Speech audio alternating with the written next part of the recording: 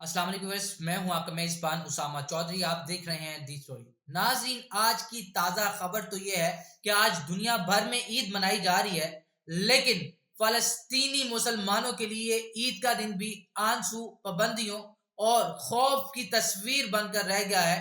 जब आज 20 मार्च 2026 को फ़लस्तीनी नमाज ईद की अदायगी के लिए निकले, तो इसराइली फोर्सेस ने उन पर मस्जिद अक्सा के दरवाजे बंद कर दिए।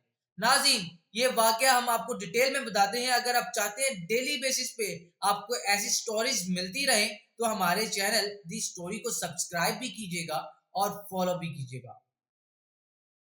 नाज़रीन, ईद का दिन आमतौर पर नए कपड़ों, गले मिलने, मीठी चीज़ों और खुशियों का दिन होता है।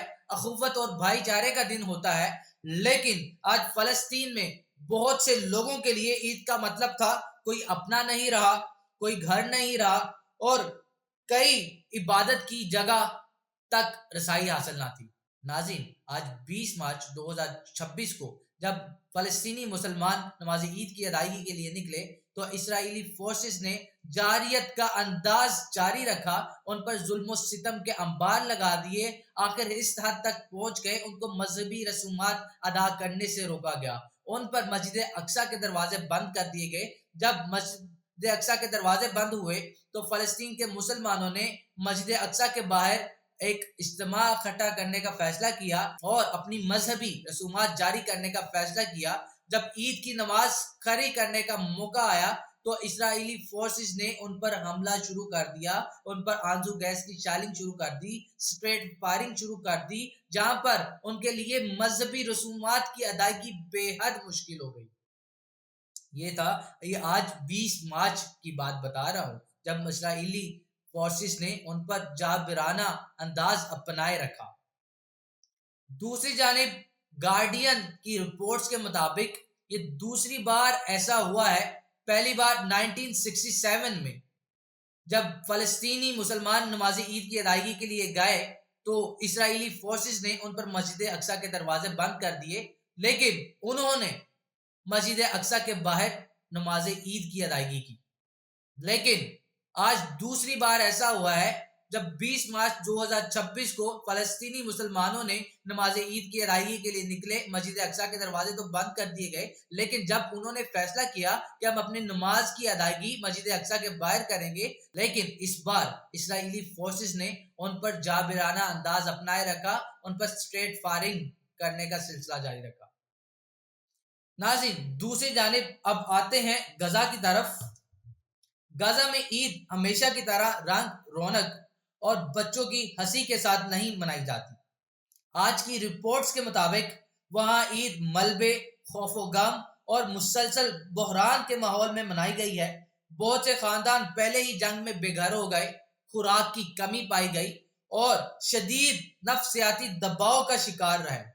ये थी गजा की ताज़ा तरीन सूरत हाल। और दूसरी जानिब हम बात करते हैं रमजान के मुबारक महीनों में इसराइली फोर्सेस ने गजा में हमले जारी रखे, जिसमें मुतअद्दिद सैकड़ों की तादाद में लोग शहीद हो गए।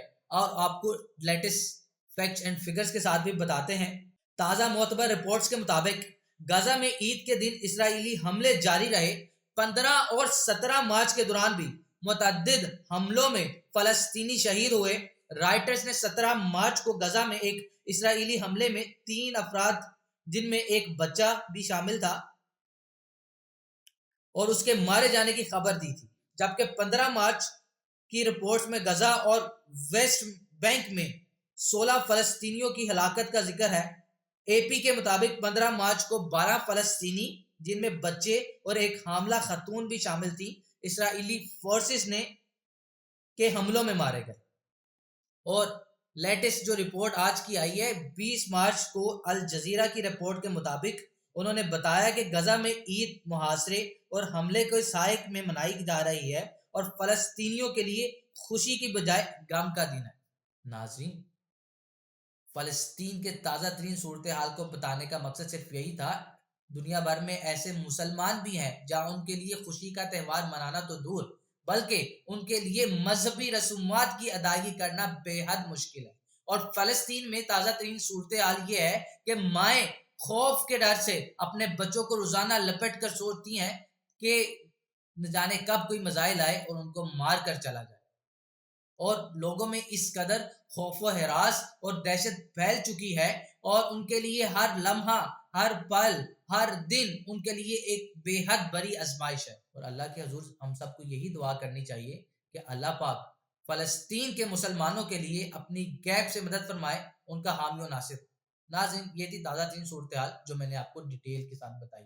اگر آپ چاہتے ہیں ڈیلی بیسس پہ ایسی سٹوریز ملتی رہیں جو کہ صرف حقائق پر مبنی ہو، تو ہمارے چینل دی سٹوری کو دیکھیے بھی گا اور فالو بھی کریے گا۔ اس کے ساتھ مجھے دیجیے گا اجازت، اللہ نے